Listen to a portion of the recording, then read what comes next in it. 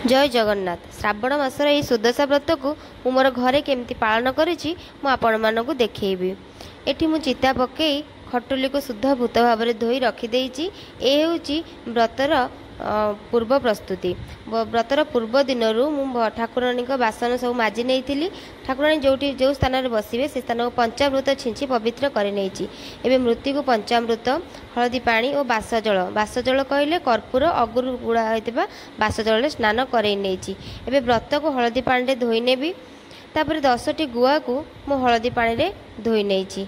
एबे से 10टी गुआ को अरुआ 10 मेंचा अरुआ चाउल नहीं थोइबी। 10टी अरुआ चाउल निया जाए किंतु 10टी अरुआ चाउल मु नहीं 10 मेंचा अरुआ चाउल नहीं। 10 मेंचा अरुआ चाउल 10टी गुआ को स्थापना करी मु एठी गुआरे सिंदूर लगेई देछि। गुआरे सिंदूर लगेई देला परे आमे एही गुआ को नहीं मां को पाद तले स्थापना कर देबा।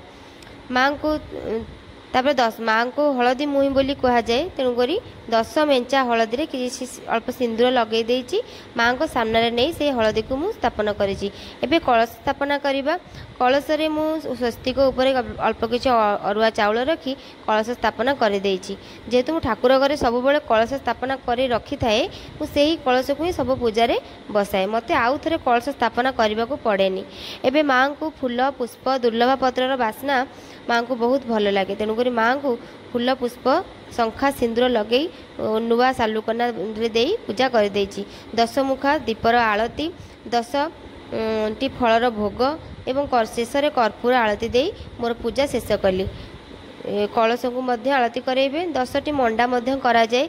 जेहेतु मोर छोट छुआ काम व्यस्तता करि पारिनी आदर रे जेकोसी भोग लगे मां को प्रणाम करी एवं बही सुदशा व्रतर बही को बोली मु 10टी गंठी देइथिली। लक्ष्मी नारायणी कमलिनी श्री हरिहर प्रिया पद्मालया कमला चंचला विघ्नसिनी सिंधुर दुलनी दुर्गति नाशिनी विष्णु पाटराणी एहीपरि भाव में 10टी गंठी दे मु मां को व्रत को धारण करी। 20टी गंठी पुराणा व्रतर 10 गंठी नुआ व्रतर 10 गंठी 20टी गंठी से दिन धारण कर व्रत को पिंधा जाए।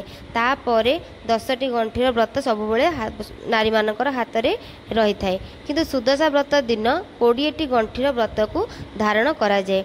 जय महालक्ष्मी। जदि मो भिडियोटी आपको भल लगी तेबे सब्सक्राइब करंतु शेयर करंतु लाइक करंतु